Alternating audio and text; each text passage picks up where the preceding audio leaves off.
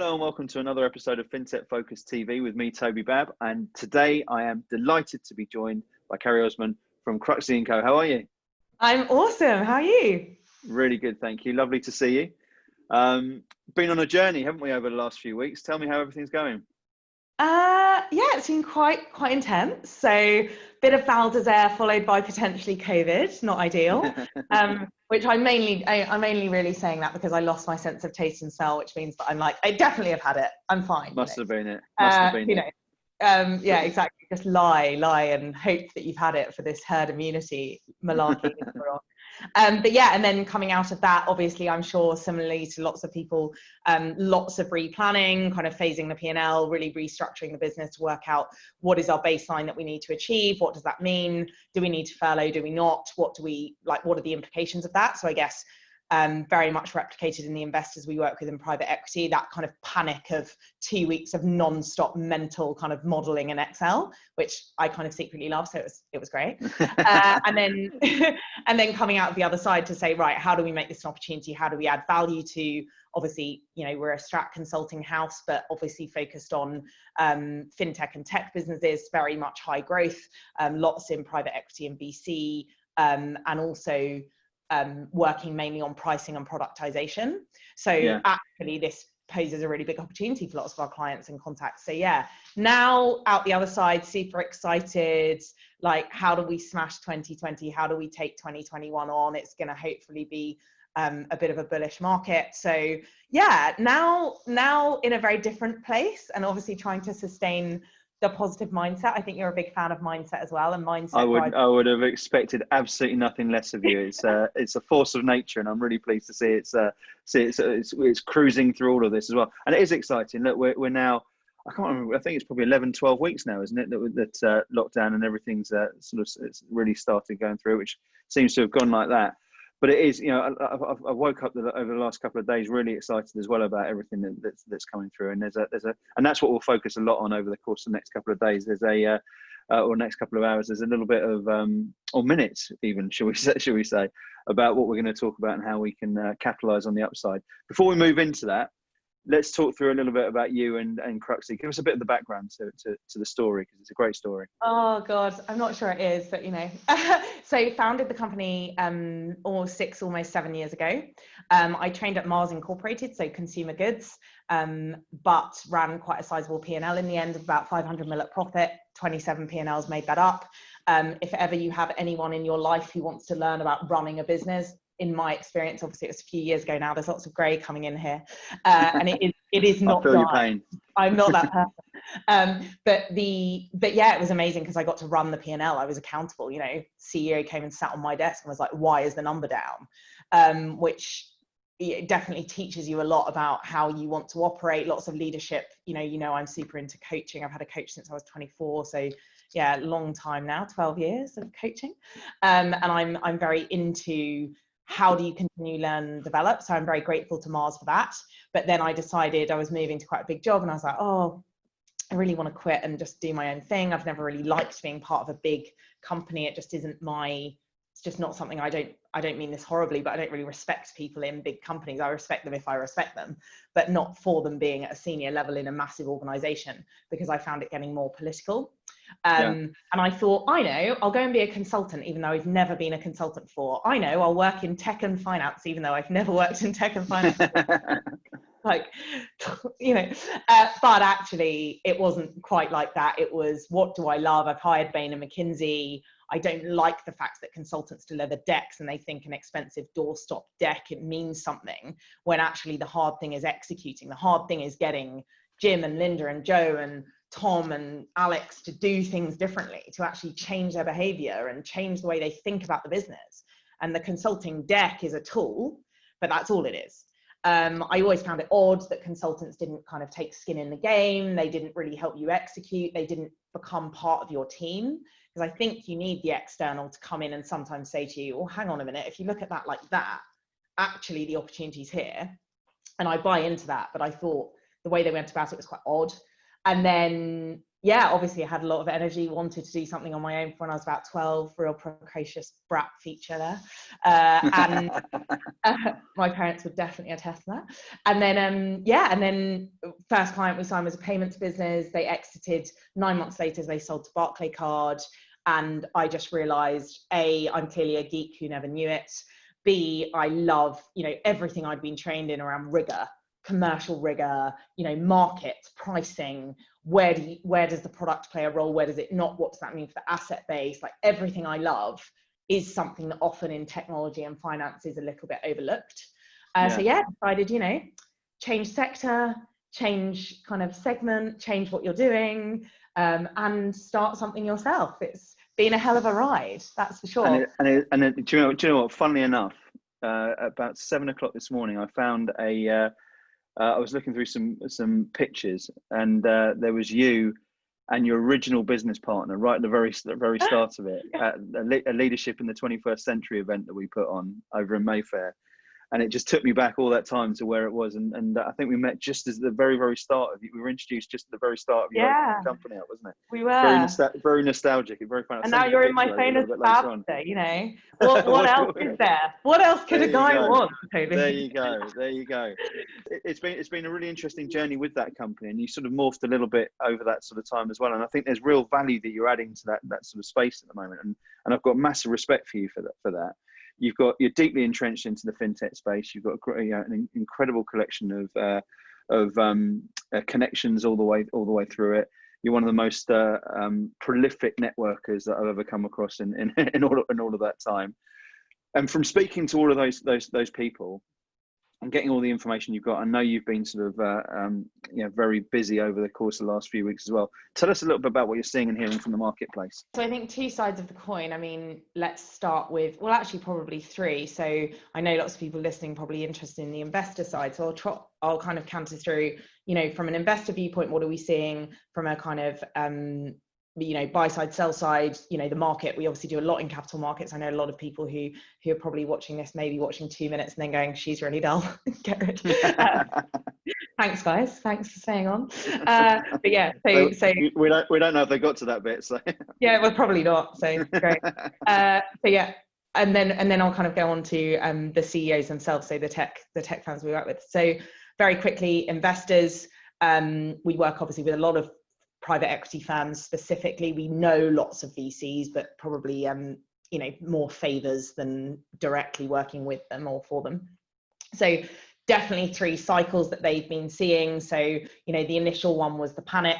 So I think if anyone went through this, that immediate panic of restructure P&L, replan, furlough where relevant, work out what we need to do ongoing. Is that redundancies? Is that not? How do we reshape the business based on this event? Then they moved into kind of the planning for COVID, so a little bit more mid to long term. So I think the immediate issue was a 2-week sprint. Then they moved into kind of this 4-week replanning, and now obviously everyone is in my experience, back to sourcing deals. So if anyone is raising, now is actually, I think, a really interesting time. Okay, the due diligence is going to be very difficult. I don't think people are going to buy we haven't seen yet big M&A activity going on because of the fact that people are very reticent as to whether they can buy a firm without looking in the whites of the eyes of the board, for example. I think that would change over the next few weeks with, social distancing coffees. I've had my first suggestions of a few, so I'm hoping the world is moving. So this M&A bubble that I think could come up, because I think you'll see a lot of firms thinking, well, actually now might be the right time for either to take on some private equity capital to de-risk, or to actually kind of go into that M&A cycle. And then we're seeing a lot of hungry investors for deal flow. So lots of people phoning us up saying, who do you know in the space? Well, who's at this level? Who's at this kind of stage? We're really interested to meet them. So it's a good opportunity, I guess. And then also lots of portfolio planning for 2021. So great, this has happened. The year isn't a write-off. We've obviously got to deliver the year, but equally, I think the projection from JP Morgan's macro team is that we will end this year at 93 of the 100 we were at previously. We'll end 2021 at a 97 index versus 100 previously. So if you accept that premise, then investors are in line with that, and I'm talking very much private equity and VCs. Then you've got the the buy side. So I've actually recently done a few interviews with some really senior, so, you know, Man Group, Lion Trust, Jupiter, like lots of kind of quite senior stakeholders in the buy side. Like, absolutely, I mean, I just love these guys, are just so interesting, and, you know, and women, but fascinating people to talk to about what they're seeing in the market. Their limiting beliefs around working from home and trading from home. Now they're talking about, how do we leverage biometrics? Why can I not have everything on mobile? Why don't we change the hours, you know, trading hours of the LSE, so that we can really shift the way in which we operate, you know, as a market? I heard the same thing, really interesting. Trying not to swear, kind of, as anyone who knows me will know, that's very, very difficult. And then I think what you're also going to see is the change in attitude as they come back, you know, real shift in automation, you know, as I've already said, the role of mobile, what that means for biometrics, shifting kind of pools of liquidity and where they sit in the market and for whom. I think ultimately it will change the way that the trading workflow kind of is managed, because I think they're going to be much more open to new technologies. But I think these pinpoint solutions which go in and solve a very niche problem, people are going to start to question, because they're going to say, well, how is that going to affect my workflow as a whole? Because finally they're interested in how can they do that from back, middle to front office, and then what is the infrastructure I need under that? Do I actually have an agile cloud-based infrastructure that I can turn off and on in different ways depending on, you know, the volatility, for example? Or have I basically kind of underestimated that because I didn't think it really mattered, and now all of a sudden I've got to kind of go and kind of sort all the demons in the cupboard that you've been ignoring. But most of the buy side firms we've been speaking to have been really well set up and are really keen to, you know, a couple of weeks of readjustment, and now keen to speak to anyone who's interested in the market, who can help them with, you know, as we know, the obsession with alpha. So yeah, I think it's a very interesting time, particularly just touching on the buy side, because that's an area that I've done quite a lot in the last couple of weeks. And we're going to be doing something on that as Cruxy, coming out with some thoughts on how has the shifting context changed the buy side's the role of technology. And then from the CEOs themselves, I mean, dare I be quite bullish, but I mean, talk about reversion to type. You know, we're obviously working with a lot of high growth tech CEOs, and very, very fascinating and interesting from, you know, I think it is just a classic example. You all know, you know, everyone who's watching this, and you yourself, Toby, we've all got friends and people we're speaking to through this, family, etc. And you almost see people kind of going back into their camp. And I hate to say that, because I like to think everyone's quite open-minded and can shift in terms of their thinking if they look at rational data, etc. But I'm actually kind of not seeing that. So I'm seeing CEOs, and the CEOs that we work with and our clients very much going to, you know, if they were risk averse, they are even more risk averse now. If they were hungry and quite aggressive and on the front foot, then they are very much right. You know, we've signed a couple of clients through this where it's, how do we slice up the product? How do we rethink the pricing? There seems to be a new opportunity here. What about we flip the product and deliver this solution to the market in this way? Could we do that in a 4-week sprint? That, you know, that complete, I suppose, diversion of attitude. But as we know, attitude drives everything. And I think, I don't know who, you know, if anyone listening is quite as obsessed with sport as we are. I know that's one of our big love-ins, like absolutely all about the rugger. But you know, if you can't discuss it at Hong Kong Sevens, then what's the point? But yeah, the Michael Jordan documentary Last Dance, which has been super inspiring, and you know, very much when you're having a low day, you kind of think, well, actually, look at what people like that went through, and you just can't stop making excuses to yourself. But you know, that quote, learning is a gift even when pain is your teacher. And I think the people we're seeing take this, you know, and make it into an opportunity are very much saying, yes, it's painful. Yes, it's difficult. Yes, you know, I'm a big extrovert. It's obviously very difficult to not be around people, etc. But, you know, there are no empty nights when there's smoke Negronis and Zoom calls. You know, you just make it happen. I saw your tweet yesterday. There has been a lot of mezcal going down, Carrie Osman. Let's be honest. Like, what can you do? Throw mezcal and Campari at the problem. I'm sure it'll help. It's the only way sometimes, isn't it? I think it's really interesting what you said there, look, about the whole point of these sessions that we've been running regularly all the way through this has been to sort of see opportunity and see the way forward for people. And look, you can't be tone deaf to the situation that's going on out there, but at the same sort of time, it's very clear to me that there's going to be opportunities that come out of it. And I've said a few times, I don't think I've ever learned more than I have over the last few weeks at such an accelerated pace, which is quite exciting. But I think there's been people there who can either badge themselves as those who are bunkering down and just trying to do that, or being victims of the situation, or people there who are, as you say, attacking. And I know you've got some thoughts, haven't you, about the sort of role of the CEO and role of the leader in this. Where have you seen good examples, and what are we seeing on that front out there at the moment? Yeah, so I think this, I don't know if you've read the Ben Horowitz, but he talks a lot about the you're gonna. I will show it. There we go. Got it there. Screen. But that's what's propping up my laptop. This is why we love the banter, because you're always there with like a kind of, you know. There you go. There's a bit of Jordan for you as well. Straight after that. I'm just going to leave now. Test me. I've got. We're done. Quote me. Come on. So no, I guess this kind of wartime, peacetime CEO. I'm sure lots of people have seen it, but it comes from the hard thing about hard things, which is pretty epic. If you haven't read it, then what have you been doing, Toby? Do you know what? I haven't, and it's here now underneath. It's my third book down to be reading straight after this. As soon as it stopped being a stand for a Mac, it's coming up as the next bit of inspiration for me. So I've learned quickly over the last few weeks. Wait till I've read this. Yeah, exactly. Well, as for people like me who don't have kids, it's like you literally, without reading and drinking and kind of buying incessant things on the internet, what do we have? I think we've done a bit of that alongside the kids. Has been my story. Love it. So definitely this peacetime, wartime CEO principle, which I think is, I think there is a need to be a little bit more wartime in terms of, yes, exactly to your point. And I love the other thing, which a lady called Harriet Minter, who if people don't follow her, she's very good in the mindset coaching kind of, she's punchy, but amazing woman. And she talks about, sometimes you need to be thinking about a yacht and sometimes you need to be thinking about a lifeboat. And I think this is very much the wartime, peacetime CEO analogy. And we know lots of the army, ex-army, and lots of those army kind of inspiration things, which I love, Jocko Willink, etc.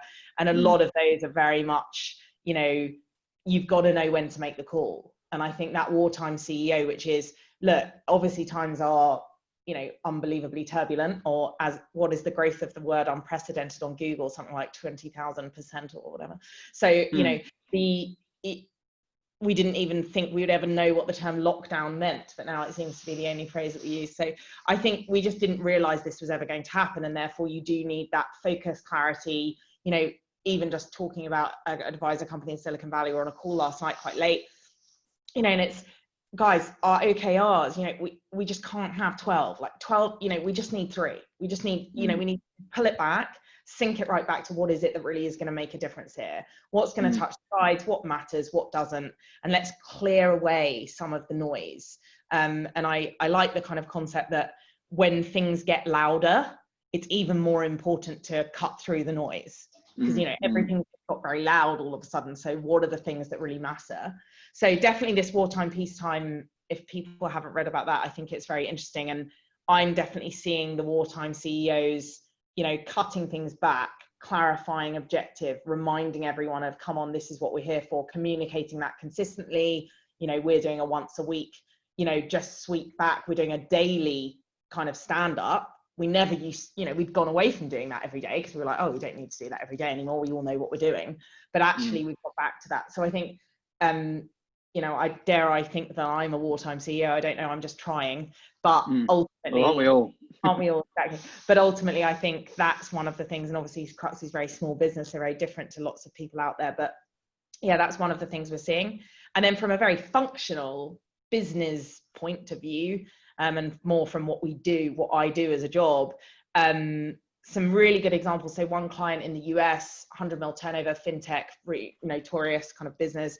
And, I think it was we spoke to them, they were like, oh, for 10 days, no one's not done like an 18-hour day. I mean, we've just been working non-stop to flip the product, to change the pricing, to change the solution, to flip it into a need from the US government that came out.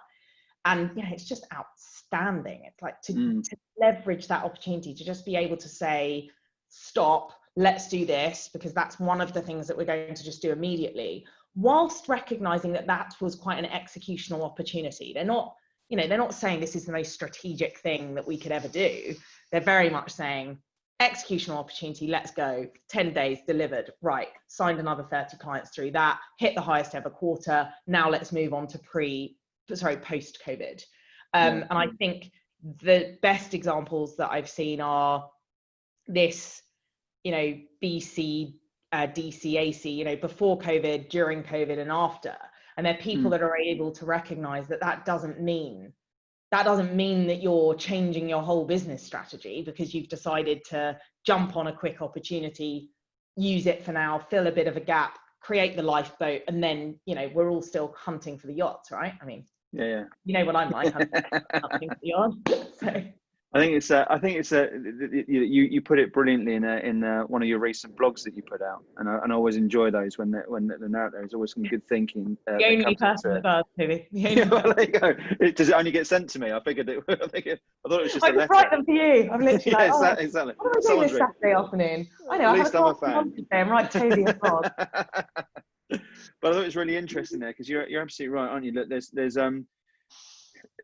you used the word. It's the most overused word in the dictionary at the moment, isn't it? With unprecedented, alongside various others, new normals, and it was various others that sort of come around here. But I think one of the things that here is that everyone is in a completely new situation. There isn't anyone who's guided a business through anything like this before at such ferocious pace and uncertainty throughout the upside. Plus, looking after everyone in a completely different way. So accelerated learning through that. And I think, there's been various routes that you can go down with it. One of which is lurching from one idea to the next. And the other is to sort of, set out a pretty clear structure and plan and price accordingly. I'm really interested in terms of what you have sort of, I guess, made yourselves famous for, which is about helping people with their product and pricing strategy and all that sort of thing. What are some of the takeaways that you give to people there? What's someone watching this and thinking, right, okay, we're looking to get that right at the moment. There's a lot of people there who are putting pressure on people with regards to price right now. I guess this is where you come into your own, right? One would hope, yeah. One would hope. So I think at a broad level, pricing is underestimated because it's complex and because it involves kind of data and science put together with art. It's one of the reasons I think it's fascinating and I adore it. Because you've got the behavioral psychology and the kind of behavioral economics side, but you've also got the kind of numbers and the grit and the data and the analysis as well. I think what we're trying to encourage people to do that we work with is obviously really see it through that lens. So don't think of it as, I'll sit there and crunch an Excel for 20 hours and I'll come out with our pricing, or I'll copy the competition because they do it this way. How many times do you meet companies, and we do a lot in cap markets, similarly to you guys at Harrington Starr, how often do you meet someone saying they've got a new data platform that's completely different and really disruptive, and it's really, going to be a new way to source, a data set in the market, and then they're pricing it in the same way as Bloomberg. And it's like, guys, come on, your pricing is an example of what you stand for and what you believe in and where your edge sits. And I think what it comes down to is, at this time, I would be really encouraging people to relook at so start with your customers. So, pricing is ultimately a combination of where does the value sit for whom and why? How do you flip that into the solution that you sell to those people? What sits in the base? What's an add-on and why? How do you monetize that in the most effective means possible? Is this users? Is this data? Is this APIs? What is the best means to monetize it? And then the combination of those three things should build you a framework, and that framework should obviously be, back tested and validated and all of those things. But people are usually quite good at the rational how. They're normally relatively good at knowing, we're going to need 3 different models because we have 3 clear different groups of clients. The problem is if they believe they have one group of clients, if they bundle the sell side, you're like, some people are buying your product for automation purposes and to hugely lower operational costs, and some are buying it for upside, and some are buying it for one area of the bank and others are buying it for a completely different area of the bank with a completely different profile of P&L, a completely different return. You know, everything about what they're doing and why they're doing it is different. So I think the customer groupings is normally one of the first things that we say to people is really interrogate your data. And I don't mean on a, you know, or we've got a, you know, we've now built a pricing tool, so we do this using a like automated tool, but build out your segments of customer, but don't just do it through, you know, their AUM and the number of traders they have and the number of strategies they operate and what that means for their costs of trading. Also add to that, you know, are they digitally forward-looking? Are they, you know, are they already virtualized? Do they have a large percentage of their infrastructure in the cloud? What is the role of data for them? Are they, you know, have they got a big data lake that they've spent money on building and they believe in the power of data? They've got a chief data officer, and you can score those things. You can do a 1 to 10 scoring. Then you start to cut those things.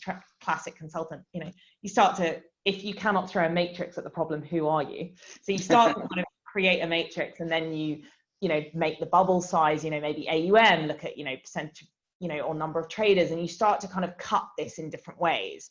And that shows you often, oh, where we thought our value was is clearly not where our value is, because the customers we continue to sign who have a high ACV or average customer value, who spend a lot with us, who are super sticky, they all seem to look and smell and taste, and, you know, their attitude to the world is X. And then when you've got that right, that's kind of where are the pools of value. Then it all becomes really easy, right? Because you're like, oh, I've got actually 3 segments, not 23, or I've got 3 segments, not 1 segment. Then you say, okay, so what's the most relevant thing about my product to those? Well, for this group, they want module 1, 3, and 7. For this group, they want module 1 to 12, but in a really light way. And for this group, they really only want module 3. That's where the hook is for each. And then that, once you've worked that out, it's obviously pretty easy to then work out, based on where the value sits and based on what they really need, how should we price that in a way that means it's a skin in the game win-win. To quote Nassim Taleb, we can't get him in, what can we do? And to really rethink that. So that's my kind of obsession. I think the power of pricing and productization is just so immense. It's you know, we've seen client, they were questioning whether they should do this, you know, work with them through the investor, 30% increase in revenue, literally with 1 change. It's like 30% increase in revenue with no, you know, I think a 28% increase in conversion.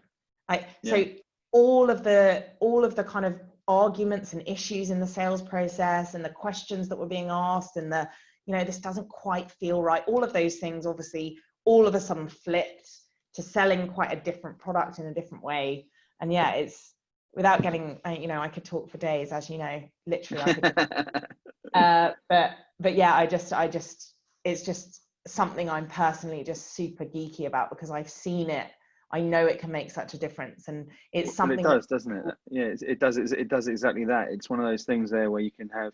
I think you know, for me, I find it so interesting, and hearing you talk about it so interesting, because it's just about efficiency, isn't it? Yeah, there are so many ways of. I think there's quite a lot of ego and arrogance sometimes about a pricing proposition, and I think there's quite a lot of like, this is how we do it, and this is how we do it for you.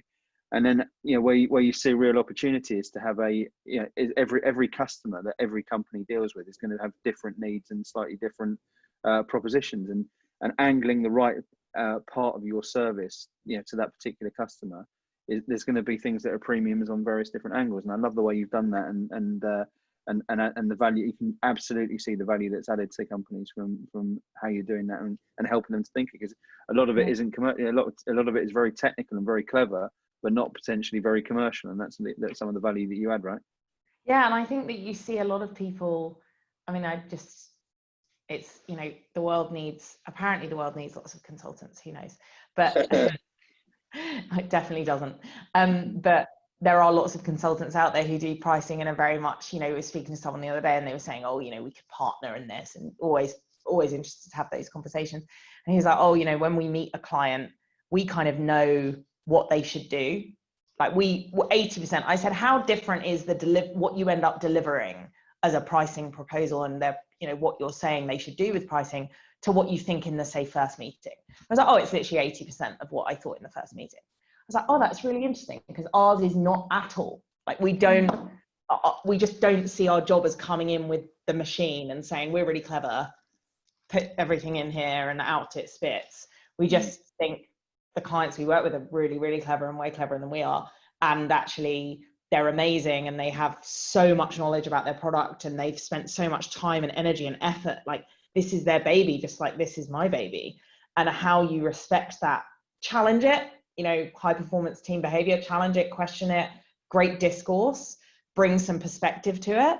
But yeah, work as one team. Don't think that you've got the answer and they're paying you for that. Because I think I just kind of don't think people are paying for that. I think they're paying for challenge and questioning and open discussion and a process to be run efficiently and engagement of the team.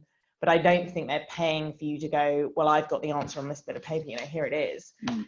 And I don't really think that works, because you end up with, this Lamborghini pricing model that, as someone said to me once, it's not the car you want to drive to the shops. It's not the car you want to drive on a racetrack, and it's not the car you want to take on holiday.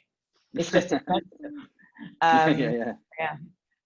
Yeah, I think that it's really interesting, isn't it, with all of that, and it's a subject which we could go on for a long time. But I want to make sure we maximise the use of you in this sort of thing. So I want to move it and segue onto a final piece that I'm really interested in you talking about, and we've touched on it before, which is the opportunities from all of this.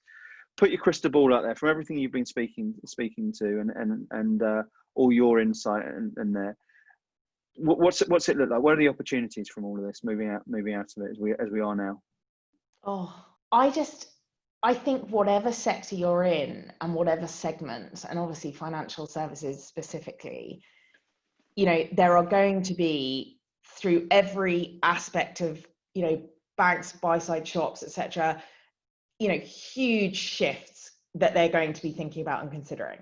And I guess I don't want to avoid the question, but I think the opportunity is what you make it, right? So if you are a data platform, of course there's going to be people realizing, oh my God, we need, much lower latency access to data. We need it in real time. We need to be doing that in a way that's really easy to access on mobile. And we want double encryption of that, because we want to make sure that the OMS can access that data feed and then make decisions off the back of it. If you're, I just see that there's going to be so many tensions arising, and that then presents that amazing opportunity. But I think it's going to be the companies that are actually able to look at all of this going on, and I don't know, almost map it on a wall or whatever, and just say, right, where do we actually play a very vital and key role? Where do we have a point of view, but also the capability and, the experience and the technology platform that could help with that specific problem? And then what I hope people will do, because obviously we want the economy to get back up and we want to all get out there and drive this, because if we don't do it, no one's going to do it. We've got a big furlough bill to pay. Then what we need to do is position things in a way that means that people can buy them easily. Quick, like we've got, so what do you need to drive change? You need dissatisfaction with the status quo, you need the vision of the future, and you need the first steps. Those things need to be greater than that resistance, the Gleicher change equation. Sadly, not mine. The dissatisfaction with the status quo is there. The vision of what they might like it to be maybe needs a bit of clarifying. That therefore is the role of the company to go in and say, this is what we can bring you. This is how easy it can be. This is how our platform can make a difference. But then the first steps, I think people just need to be very aggressive about, and we can price it in this way, and you can do a 3-month, let's just use it for one small strategy or one small element. Let's roll it out. Let's get people using it on a small test basis.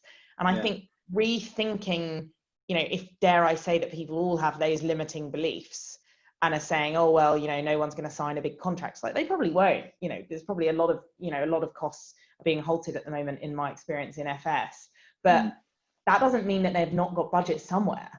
They've got budget somewhere. You've just got to go and find it and make yourself fit into that. So, as I said earlier, I think biometrics being applied and, in a big way as people want, quick access. I think mobile, you're going to see a big increase in mobile applications. Why can I not use certain elements of the OMS, EMS on mobile? I think data, obviously we've gone on about it for ages, this fire hose of data, and how do you actually leverage data for alpha, but also to make sure you get return. I think all of those things are still, and automation I think is just going to be, you're going to see a huge shift, because at the end of the day, the operating costs are not going to take, they're not going to be able to uphold the people costs, I believe. I just don't think it's going to happen. So therefore, I think people are actually going to be pushed into automation, but that can be a great thing. So Look, there's themes there that have been themes for a long time. We spoke at the start of the year about what it would look like this year, and I don't think there's massive amounts of change, but it comes back down to the thing that we look at when we judge every single year the most influential companies of what comes ahead. And if you look at where it is, it's those who are listening to the problems and listening to what we've had is 2-3 months of problems increasing and opportunities increase with those problems, right? And solutions come to every problem that comes up. And those who are analysing that and able to be agile enough to provide real and clever enough to position those particular solutions to the questions, I think you've got a real opportunity to accelerate through this. And as you say, that data and automation and every sort of area of tech that's been so prevalent anyway only just gets pushed to the fore even more. So exciting times indeed. Listen, for people who've listened to this, and I'm sure they'll be fascinated by what you're talking about and desperate for you to ask probing and uncomfortable questions to them in their business as well, your speciality, how do people get in touch with you? Yeah, so Carrie at Cruxy.co.uk. I'm also on Twitter, but please ignore some of my rantings. It's quite a brutal world out there, and I'm willing to go at it. But Carrie_loves_, and then Cruxy is Cruxy.co.uk, and obviously Carrie Osman on LinkedIn. And always keen to connect and speak to just like-minded, interesting people, and not, don't worry, it's not all about sales. We have lots of chats with lots of people. I'm sure you do as well, Toby, where it's just a good chat and we stay friends for a long time. And at some point, hopefully something comes of it for both sides, but it might just be network. It might be, trying to build out a network in the buy side, seen, so-and-so, can we have a, we just tried, I'm a great believer in pay it forward. And sadly, the kind of karma gene doesn't hit everyone, but those it does, I think, are generally quite good eggs. So I definitely try to uphold that as a firm, and it's one of our kind of values. So happy to do any favors or just have a chat. I might bring my smoked Negroni, you can bring your double macchiato. There'll be no judgment here. Well, look, you're not too far away from getting back to what you're doing best, and the network's opening back up, and hopefully we'll be back to seeing you sashaying through the city and meeting people throughout in your wake. It's always great value, and as I say, look, that karma you do, you're one of the most prolific people out there and great connectors that I've ever met over 20 years of doing this now, and it's wonderful to see you in the business doing so well through it. So. Carrie, thanks so much for coming on, and thanks so much for sharing everything. We'll see you soon. Thanks so much, Toby. Bye. Bye. Thanks for everyone for watching. We'll see you soon on another episode of Fintech Focus TV. Thanks a lot.